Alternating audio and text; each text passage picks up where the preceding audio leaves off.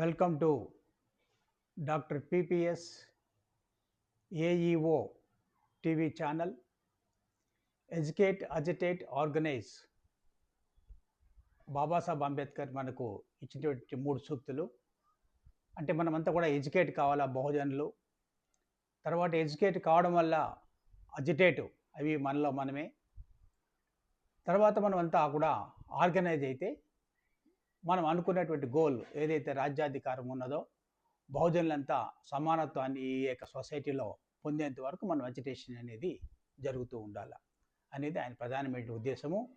ఆ యొక్క ఉద్దేశాలతో మనము ఈ టీవీ ఛానల్ని నేను బహుజనులందరినీ కూడా ఎడ్యుకేట్ చేయాలనే ఆలోచనతో మరి నేను చేసినటువంటి 40 ఏళ్ల సర్వీసెస్లో నాకు తెలిసింది ఏంటంటే మనం అర్బన్ ఏరియాలో ఉండేటువంటి మరి బహుజనులంతా కూడా కొంత గొప్ప ఒక వాళ్ళు బాబాసాహెబ్ ఫిలాసఫీని విన్నవాళ్ళు, తెలిసినటువంటి వాళ్ళు.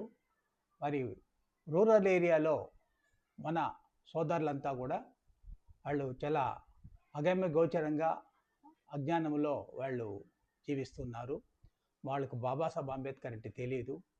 ఈ అగ్రవర్ణాల మీడియా అంతా కూడా ఈ సాక్షి కానివ్వండి, ఆంధ్రజ్యోతి కానివ్వండి, ఈటీవీ కానివ్వండి, టీవీ5 కానివ్వండి, ఇవన్నీ కూడా వాళ్ళ నాయకుల్ని, అగ్రవర్ణ నాయకుల్ని, అగ్రవర్ణ పార్టీలు మాత్రమే వాళ్ళు ఈ దేశానికి వెన్నెముక వీళ్ళే, ఈ దేశాన్ని రక్షించేది వీళ్ళే, ఈ రాష్ట్రాన్ని రక్షించేది వీళ్ళే, ఈ రాష్ట్రానికి వీళ్ళిద్దరు తప్ప ఇంక వేరే వాళ్ళు లేరు అనేటువంటి ఒక డైలీ ఆ మీడియాని వాళ్ళు ద్వారా వాళ్ళు మన వాళ్ళనందరినీ కూడా మిస్ప్రైజ్ చేస్తున్నారు. దాంట్లో నుంచి బయటపడాలి మన వాళ్ళు అనేటువంటి ఆలోచనతోనే నేను ఈ యొక్క ఎడ్యుకేట్, అజిటేట్, ఆర్గనైజ్ అనేటువంటి ఒక టీవీ ఛానల్ని నేను తీసుకొచ్చాను.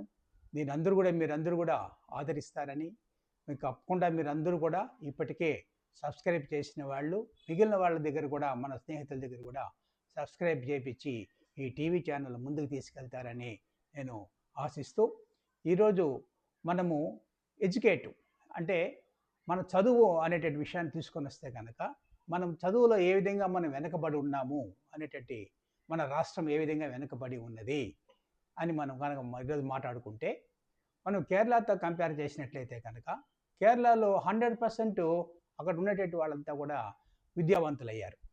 100% విలేజెస్, రూరల్ కానివ్వండి, అర్బన్ కానివ్వండి, what ever it is, entire state అంతా కూడా ఎడ్యుకేటెడ్గా ఉన్నారు వాళ్ళు.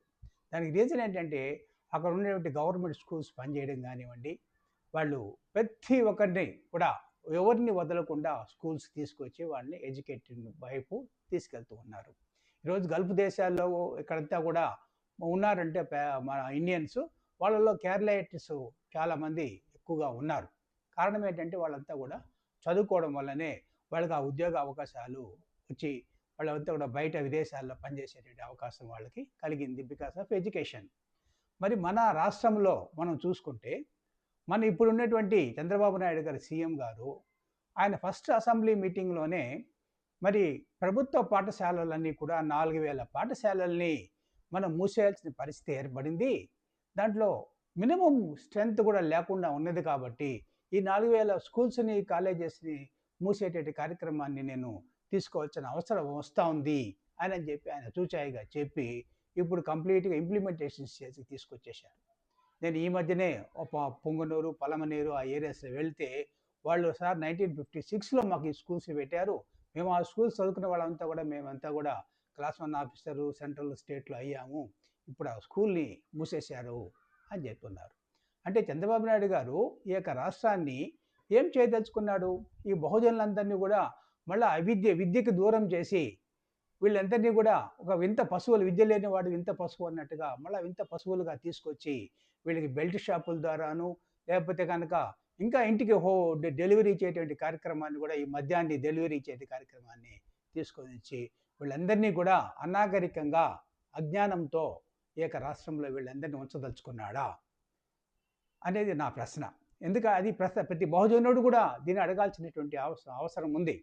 ఈరోజు మరి గవర్నమెంట్ స్కూల్స్ని ఆయన 1914 సంవత్సరంలో 5 ఏళ్ళు పరిపాలన చేసినప్పుడు 9000 స్కూల్స్ని, కాలేజెస్ని, గవర్నమెంట్ కాలేజెస్ని, స్కూల్స్ని మూసేశాడు. ప్రాథమిక విద్యకు అందరినీ దూరం చేశాడు ఆయన.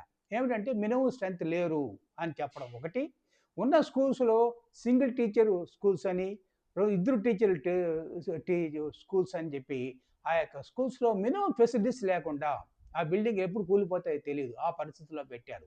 బ్లాక్ బోర్డ్ లేదు, అక్కడ వాళ్ళకి శానిటేషన్ ఫెసిలిటీస్ లేవు, ఆ కాంపౌండ్స్ లేవు, అక్కడంతా కూడా ఆవులు కుక్కలు ఇవన్నీ సంచరించేటువంటి పరిస్థితిని ఆ గవర్నమెంట్ స్కూల్స్లో పెట్టారు. మరి అటువంటి స్కూల్స్లోకి మరి అయినప్పటికీ కూడా మన వాళ్ళు అక్కడ వెళ్ళి చదువుకొని ఎంతో విద్యావంతులుగా బయటకు వచ్చినటువంటి వాళ్ళు మా జనరేషన్ అంతా కూడా మేమంతా కూడా ఆ స్కూల్స్లోనే చదువుకున్నాం. మరి ఇప్పుడేం చేస్తున్నాడు చంద్రబాబు నాయుడు గారు? ఆయన ఈ యొక్క స్కూల్స్‌ని కూడా ఇంకొక 4000 స్కూల్స్‌ని మూసేస్తాను అని చెప్పి మూసేశాడు. అంటే టోటల్‌గా 13,000 స్కూల్స్‌ని ఒక ఆంధ్రప్రదేశ్ రాష్ట్రంలోనే మూసేయడం జరిగింది. మరి ఉత్తరప్రదేశ్‌లో అయితే గనక 27,000 స్కూల్స్‌ని అక్కడ మూసేసినట్టుగా మన గణాంకాలు చెప్తున్నాయి. 85,000 టీచర్ పోస్టులు ఖాళీగా ఉంటే ఇంతవరకు ఒక టీచర్ పోస్ట్ కూడా అక్కడ ఉత్తరప్రదేశ్‌లో ఫిలప్ చేయలేదు. అంటే ఉత్తరప్రదేశాన్ని ఆదర్శంగా తీసుకుంటాడా చంద్రబాబు నాయుడు గారు? లేకపోతే కేరళ పక్కన మన రాష్ట్రమైనటువంటి కేరళని ఆదర్శంగా తీసుకుంటాడా అనేది మనం ప్రశ్నించాల్సిన అవసరం ఉంది ప్రతి ఒక్కళ్ళు కూడా. ఎందుకంటే విద్యకు మనం ఎంత దూరమైనామంటే మనం అంతా వెనకబడిపోతాము. బాబాసాహెబ్ అంబేద్కర్ గారు చెప్పాడు, స్త్రీకి విద్య అనేది ఆయన అవసరము. ఆ స్త్రీ యొక్క విద్య శాతాన్ని బట్టి ఆ యొక్క దేశం యొక్క పురోగతి ఎలా ఉందనేది మనకు తెలుస్తుంది. కాబట్టి స్త్రీలు కూడా విద్యావంతులు కావాలి అని చెప్పి చెప్పడం జరిగింది. కాబట్టి నేను బహుజన సోదరులందరినీ కూడా కోరేది ఏంటంటే దీనిపైన మీరు కూడా ఆలోచించండి. మరి మన విద్యకు దూరం చేస్తున్నారు. మరి ఆ విద్యాలయాలన్నింటినీ కూడా మళ్ళా మనం తెరిపించి మన ఈ ప్రైవేట్ స్కూల్స్ ఒక స్కూల్ పర్మిషన్ తీసుకొని 20 స్కూల్స్ ఓపెన్ చేసుకొని వాళ్ళు ఆటోలు మినీ బస్సులు ఆ బస్సులు పెట్టి క్వాలిఫైడ్ టీచర్స్ అక్కడ లేరు. 10వ క్లాసు ఇంటర్మీడియట్ డిగ్రీ చదువుకున్నటువంటి టీచర్స్తో వాళ్ళు అక్కడ ప్రైవేట్ స్కూల్స్లో వాళ్ళకు బ్రైట్గా ఉండే స్టూడెంట్స్ని ఒక 10% 5% ఉండే వాళ్ళు మాత్రం ఎక్స్పోజ్ చేస్తూ మిగిలిన పిల్లలందరినీ కూడా మామూలు గవర్నమెంట్ స్కూల్స్లో కూడా కన్నా కూడా అన్యాయంగా వాళ్ళని అక్కడ చేస్తున్నారు. పేరుకి ఇంగ్లీష్ మీడియం స్కూల్స్ అని చెప్పి అక్కడ వాళ్ళకు మినిమమ్ స్పోకెన్ ఇంగ్లీష్ కూడా లేకుండా ఆ టెక్నికల్ స్కిల్స్ లేకుండా వాళ్ళని చదివించేటువంటి కార్యక్రమం. దానికి వేల రూపాయల ఫీజుల్ని కలెక్ట్ చేస్తూ ఉన్నారు. మరి ఈ యొక్క పేదరికం ఉన్నటువంటి ఈ రాష్ట్రంలో మరి వేల రూపాయలని వాళ్ళు వెచ్చించి చదివేటువంటి ఆవశ్యకత ఉందా? ఇది చంద్రబాబు నాయుడు గారు జవాబు చెప్పాలి.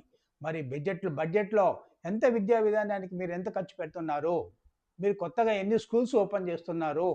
ఉన్న స్కూల్స్ని ఎన్నిటిని మీరు మోడర్నైజ్ చేస్తున్నారు? మంచి మరి మీరు ఉన్నతమైన కరెంటు అనేసి మాట్లాడేటటువంటి క్వాలిటీ కరెంట్ అనేటువంటి వాళ్ళు మరి క్వాలిటీ ఎడ్యుకేషన్ ఈ పిల్లలకి ఇవ్వాలని మీకు లేదా? కాబట్టి మీరు దయచేసి సీఎం గారు మీరు ఆలోచించండి. దీనిపైన ఒక మంచి నిర్ణయం చేయండి. మళ్ళీ ఒక పంచాయతీ కన్నా హై స్కూలు ఎలిమెంటరీ స్కూల్స్ పెట్టేట విధంగా మీరు పెట్టాల్సిన అవసరం ఉంది. విద్యకు మమ్మల్ని దూరం చేయకండి దయచేసి. మాకు విద్య పైన మీరు ఎక్కువ డబ్బు ఖర్చు పెట్టినట్టయితే కనుక మీకు రాబోయేటువంటి రోజుల్లో మన రాష్ట్రము ప్రథమ స్థానంలో ఉంటుంది దేశంలో అని మీకు నేను తెలియజేసుకుంటూ జై భీమ్, జై ఏఈఓ టీవీ.